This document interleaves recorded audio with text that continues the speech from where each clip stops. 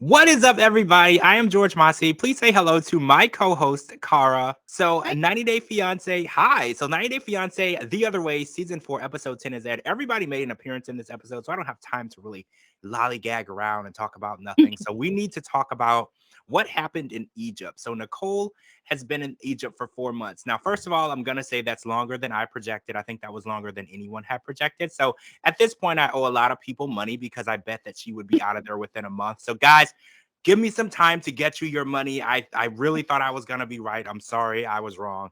But she's been there for 4 months and she has found a friend.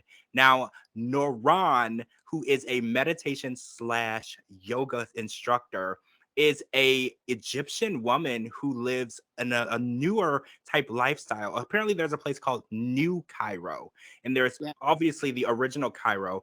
And this is a place where they've grown and they've progressed as a nation, and they're doing things in a less traditional and classic way. Now, me being anyway versed in Egypt, I didn't know about this. I didn't know that there were two Cairos. I didn't know there was a new Cairo. I also didn't know that there were women who were living their lives freely without hijabs, without restrictions. So when this scene opened up, I was like, whoa, these women are out here. They're without their husbands. They're without their hijabs. I can see their arms. I was like, this is insane. And this is exactly what Nicole needs. So Mahmoud finds out about it and he doesn't like it at all. And I mean, this is definitely something that we saw coming. But the idea that Nicole finding a friend who's giving her her own voice and telling her that there's other things that she can be doing other than the restrictive things that Mahmoud is telling her, I feel like this is a horrible idea and it's a horrible situation and it's only going to cause more problems. And I think Mahmoud said that in his interview. He's like, this is going to cause more problems. But I think it might be what happens to open Nicole's eyes to see that she needs to pack up her stuff and go, right? Yeah. Yeah. He's afraid of losing control is what's happening. And now that she has a friend that can broaden her horizons, she's very much liking that and he is very much not. Yeah, he is very. I looked at it as threatened. The way Yeah. that he sat at this battle royale dinner. Oh, so Nicole decided that they needed to meet, and I knew that this was going to be a battle royale. I was like, let's get ready to rumble. We're about to watch WrestleMania. It's going to go down because she is such a strong-willed Egyptian Yeah. woman. Noran, she went against what all of the other women in her culture were doing and decided to choose her freedom, and I respect Amazing. her so much, Yeah, right? And absolutely. and Mahmoud, he had so much to say and he was very defensive. And I was like, the way that he's defending his religion, it brought back memories for me because as you guys know, I was raised in a religious cult. Yep. And the way that he was reacting to the shots at the religious beliefs, it reminded me of every time I questioned anything growing up. Of what we could do, what we couldn't do, where we couldn't go, things we couldn't do or say or eat. Even in my religion, we couldn't even eat certain Wow. things. And the way that he reacted, it just kind of opened up those feelings for me because he was so defensive and he didn't necessarily have any reason to explain why it was right or wrong. It was just a defense of, well, this is what it is, and you know what our culture is, and you understand because you're Egyptian. No actual readings or teachings from the Quran that went towards what he was trying to say was right or wrong. And I feel like the way that he reacted just told me everything. Right? Abs- Did you feel like that? Absolutely. The way, I mean, he was very two-faced also. He was like, I don't like her. Straightforward said, I don't like her. And then he's like, your friend's very nice, but I don't want you to see her again. I, yeah. Right. Pack up her stuff and go, right? I think that we're definitely at that point where we need Nicole to just pack up and go because she said at that conversation, she's like, well, I'm proud of Mahmoud for not like getting up and running away, but I'm also worried that this is showing me that he's unwilling to change. And I was like, Nicole, you're finally seeing the light because Noran was like, I just want to shake her, Yeah. and make her see. And I was like, girl, that is exactly how we've been feeling all season. We just want to grab her and say, Nicole, look at what's happening. Get your stuff, get on that plane, head back to LA. There is a man for you who will let you be yourself and he will love you just the same. 100%. Neuron opened so many lights for her, turned on so many lights for her, was like, here is a whole nother side of Egypt that you've never seen, that you're never going to see if you stay with this man. There's no reason. I mean, Noran being, Egyptian herself is like, I was free and a man tried to control me. I said no. So that should have been a good sign for Nicole. Huge red flag. So Yeah. I want to talk about something beautiful that happened on this episode. So we know that Isabel's dad wanted to have a private conversation with Gabe, and Gabe was nervous, but I was like, I'm excited about this conversation because when people ask questions, that means that they are open to learning about something they don't know anything about. It means that they're open to learning about your situation, and the first step to acceptance is learning. So I was like, I'm ready for this conversation to happen because Gabe has always been, I'm a prepare for the worst type of guy. You know, he's like, people don't accept me, they don't understand me, but it's only because people don't ask questions. When Gabe explained why he felt the way that he felt and how he was literally born and trapped in a body that did not belong to him, and when Yeah. he showed the struggle and the hurt and the inner turmoil that he went through, and Isabel's father, the only thing he could do was understand. He was Yeah. like, now that I see what you've been through and how you feel, I fully understand why you did what you did and how you can live your life and be happy now. And he was like, as a Christian, it is instilled in me that I am now obligated to love you because God loves everyone and he wants everyone to feel the way that you feel, happy and comfortable in your skin.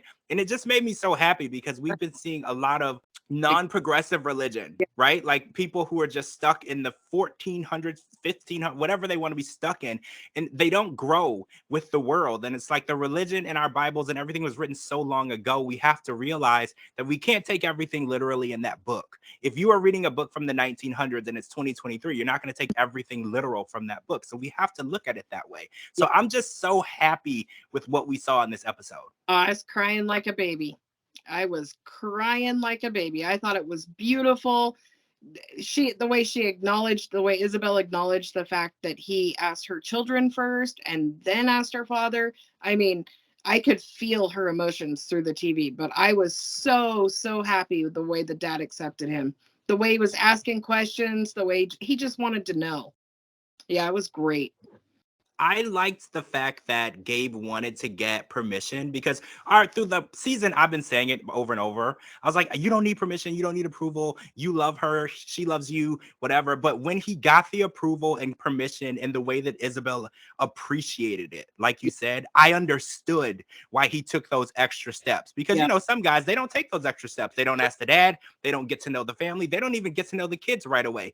They're going to do what they want to do. But the way that Gabe took those extra steps and what it meant to Isabel, I understood because I was like, now I understand why you wanted to go that extra mile. Now you're not just welcomed into her family, you're now a father figure to her beautiful kids. You're everything that Isabel dreamed of.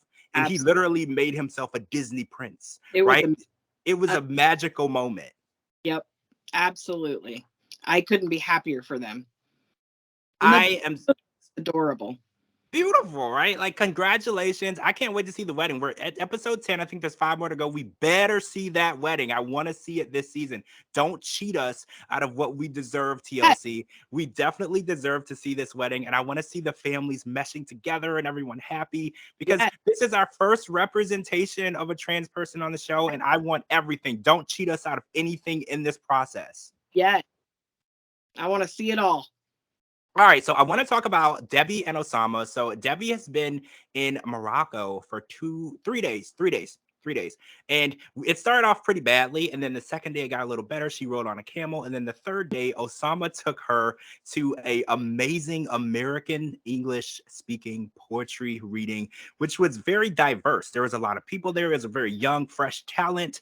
And Osama took the stage, which was a surprise. And it's Yeah. not that he took the stage, it's what he did and what he said on that stage that made the difference. So Debbie has been worried that it could be possible that Osama is embarrassed around public, in the public with her because of their age difference. And she was worried about that, especially when they're at the beach. She was Yeah. like, we get looks. And I Yeah. just feel like maybe he is embarrassed. It's not that he doesn't love me. It's just in his culture, this might be hard for other people to accept. That's not the case. He introduced Debbie as his fiance in front of everyone. And this isn't a portrait reading. This is his thing. This is the place that he loves to go. Everyone there knew him. So this was among his peers. These were not just random people. These are people that he sees and communicates with regularly. So I think that that's a big step because, I've been kind of skeptical about Osama all season. And I'm like, what do you want from my girl Debbie? You know, like I need to know your intentions. You know, I'm like Officer Julian's questioner in person. Like I'm like, Julian, let's just interrogate this guy. What's going on? Because I'm worried about her. She's all there all by herself. We don't know what's going on. He's got her in some weird place and she has no one to talk to, and we don't know how to get a hold of her. I was like, should we get on a plane? What do we do? So I was really happy to see Osama take this step and show her that he loves her. And he said it. He's like, I love you and I want you to feel happy. And I want to show you with my actions what I really mean. Because when she arrived, you know what he said? That was some pretty harsh stuff. He's like, well, I wanted you to come here and then go back home and become half a Moroccan wife. It's pretty insane. So I'm hoping that this is the start of a real relationship, because since she landed over there, I have been very skeptical. I'm still skeptical of him, but first of all, I want to say I'm so disappointed in TLC. I feel like we're getting completely gypped of what could be a great love story. I mean, we've had what, like 11 minutes of Debbie and Osama, but this, at least it was positive. It warmed my heart that he said fiance and that he loves her, and that just made her entire year. I just hope it continues. I do too. And I agree with you 100%. TLC, what is going on? Because every other episode, they're not on it. And then when they're on it, like tonight, we got one scene that was literally a total of 3 minutes. Like, come on, guys. You were over there in Morocco with them. I want to see it. Like you said, if this is a real love story and she's still in Morocco, which we don't know if she is or not, we want to know how this took place. We want to know how it happened, and we want to see it outplay. Like, make it a movie for us. This is a journey. We want to see this journey from start to finish and where it ends up, and we don't want to be gypped of it. And I feel like you're 100% right.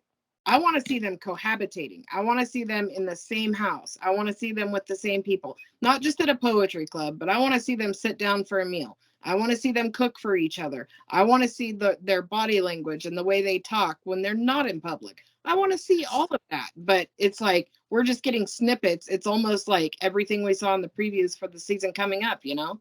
It's like, I'm very disappointed.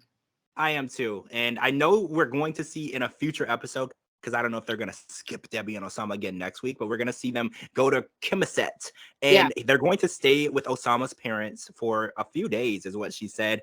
And I don't know, a few minutes would be too long, because she feels super out of place, because like she said in the beginning, she never wanted a relationship with him. They started talking online and it turned into that after many years, you know, a couple of years. So the idea that she has to meet his parents and try to explain to them why she's with their son, who is 24 years of age, is going to be awkward. Even though she didn't want that, she never seeked him out for a relationship. He messaged her first. She still feels like she's in a weird situation, and it's going to be very awkward. And I hope that she feels welcomed in their home, because, you know, as a parent, you know, a lot of parents will say, what are you doing? You know, and they're going to make you feel very uncomfortable. So I'm really worried about that interaction. I'm sure she's older than his parents. With him only being 24 years old, she's probably considerably older than his parents. And that's going to be very, very awkward. Very awkward. And just outside of the age thing, he's a Muslim as well. Yeah. So you're adding two huge deals, because Muslim people are very, very specific on who you can marry, who you can cohabitate with, what you can even do. And then adding the age aspect of it too is just going to make it such a complicated situation to win it over, because we kind of watched this with Ginny and Sumit.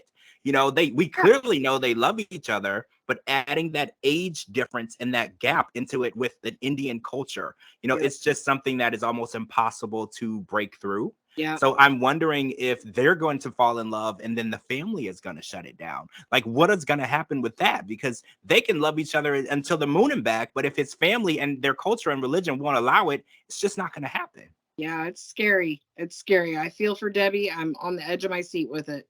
Same. Okay, so we're out of time. We're going to come back with part 2. We have so much more to talk about. This was a really good episode, by the way.